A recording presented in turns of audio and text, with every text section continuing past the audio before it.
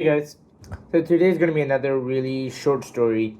This is about the time a bird flew into my home while I was doing work. So I was in a living room, chilling out, doing my work. Not my YouTube work, my homework. Yes, I'm a good one, I know.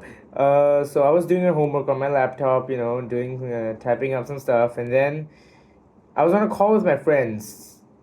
And guess what? Out of nowhere, suddenly out of nowhere, a bird flew into the house, and then I screamed my lungs out.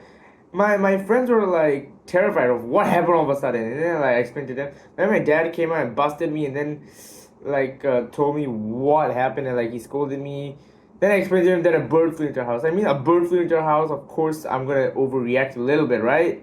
You gotta overreact. I mean, you're not gonna be totally chill when a bird that you don't know suddenly flies into your house and then gives you the surprise attack of your life. I could have got a heart attack from that shit. It's alright, man. Me and the bird are like best friends now, and it's alright. Yeah, let him go. He's living his life right now. I'm living my life right now too. I don't even know what to make videos on anymore. You can see that I'm running out of content now. Thank you guys for watching this video. I'll see you in the next one.